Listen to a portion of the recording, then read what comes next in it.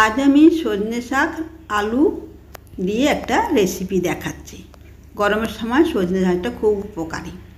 সজনে শাক নিয়েছি, আলু নিয়েছি, একটা মিষ্টি আলু নিয়েছি, দুটো কাঁচা লঙ্কা, সর্ষের তেল আর জিরের গুঁড়ো, হলুদ গুঁড়ো, লবণ। গ্যাস জ্বেলে দিলাম, দিয়ে কড়াইটা বসিয়ে দিলাম, দিয়ে আমি আর ফোড়ন দেওয়ার জন্য নিচ্ছি একটা শুকনো লঙ্কা, কিছুটা কালো জিরে। সজনে শাক খুব উপকারী শাক। আমি সর্ষের তেল দিয়ে দিলাম, তেলটা গরম হয়ে গেছে। আমি শুকনো লঙ্কা একটা ফোড়ন দিয়ে দিলাম, এর সাথে আমি একটু কালো জিরে ফোড়ন দিয়ে দিলাম। দিয়ে আমি প্রথমেই একটু ভাজা ভাজা গন্ধ বেরোলেই প্রথমেই আমি আলুটাকে ভাজা করে নেব। এবার আলু দিয়ে দিলাম। আমি একটা মাঝারি মতো গোল আলু নিয়েছি আর একটা ছোট্ট মতো মিষ্টি আলু নিয়েছি। মিষ্টি আলু নিয়েছি এই জন্য, এটা মিষ্টি আলুও উপকারী, প্লাস মিষ্টি মিষ্টি তরকারিটা হবে। তরকারিটা তো পুরো নিরামিষ। সজনে শাক আমরা সবসময় বাজারে পাই না, কিন্তু যখনই পাই তখনই খাওয়ার খুবই ভালো। গরমের সময় ঠান্ডা এই এমনি করে চুষে নিয়ে নিতে হবে। এই পাতাটাকে যদি শুকনো করে রেখে দেওয়া যায়, তারপরে প্রতিদিন যদি অল্প অল্প খাওয়া যায়, তাতে খুব উপকার দেয়। সজনে ডাঁটাও আমরা যেরকম খাই, এমনি সজনে ফুল, সজনে পাতা একই রকম সমান উপকারী। একটু জিরের গুঁড়ো দিয়ে দিলাম, একটু হলুদ দিয়ে দিলাম, লবণ তো আগেই দিয়ে দিয়েছি। দিয়ে এটা কিছুক্ষণ একটু নাড়াচাড়া করে একটু ভেজে নেওয়া, যেটা আর কি বেশ জিরে ভাজার একটু গন্ধ মতো বের হবে।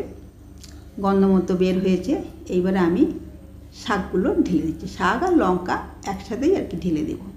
এটাকে ঝোল করেও খাওয়া যায়, আবার শাকটা ভাজা করেও খাওয়া যায়, খেতে ভালো লাগে। কিংবা ছোট মোরলা মাছ দিয়ে যদি এটাকে হালকা পাতলা ঝোল করে যদি খাওয়া হয়, সেও ভালো লাগবে, উপকারীও আছে। এমনি করে শাকগুলো দিয়ে একটু নাড়াচাড়া করে নিচ্ছি।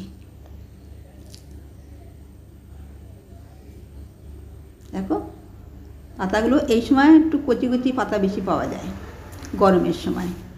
এই পাতাগুলো নিয়ে ওরকম বললাম শুকনো করে রাখলে, বা যদি কাঁচা একটু বেটে যদি শরবত বানিয়ে খাওয়া হয়, গোলমরিচ বা একটু চিনি লবণ দিয়ে, সেও খুবই উপকার। কিছুক্ষণ এমন করে নাড়াচাড়া করে নিয়ে একটু ভাজা ভাজা হয়ে গেল, তারপর আমি জল ঢেলে দিচ্ছি। জল ঢেলে পুরো আর কি শাক আলু জলের মধ্যে একটু ডুবিয়ে দিয়ে উপরে রেখে একটু বেশি করে জল দিতে হবে, কারণ একটু সিদ্ধ করতে একটু সময় লাগবে। সুসিদ্ধ করতে গেলে একটু বেশি জল। এবার আমি ঢাকা দিয়ে দিলাম। 4 মিনিট পরে এসে দেখলাম একটু খুলে এখনও একটু জল আছে, সিদ্ধ হতে একটু বাকি আছে। সেই জন্য আবার একটু আমি চাপা দিয়ে দিচ্ছি। আরও 5 মিনিট পরে এসে দেখলাম ব্যাস আমার সজনে শাকের তরকারি মোটামুটি রেডি হয়ে গেছে। সুন্দর সিদ্ধও হয়েছে, বেশি রস নেই। এরম ঝোল একটু থাকলে ভালো লাগবে খেতে, আর সুস্বাদুও হবে। গরম গরম ভাতে অবশ্যই খেতে ভালো লাগছে। আমরা এই সময়তে পাই, এতে আমাদের শরীরের খুবই উপকার আসে। দেখো এতে মুখের স্বাদও চেঞ্জ হয়, যাদের আর কি অরুচি মতো থাকে, কিন্তু সজনে পাতা মুখে স্বাদ নিয়ে আসে। এমনি এবারে আমি ঢেলে নিচ্ছি। সজনে পাতা কাঁচা বেটেও শরবত করে খাওয়া যায়, যে কোনোভাবে তরকারি করে খাওয়া যায়, এর এমনই গুণ।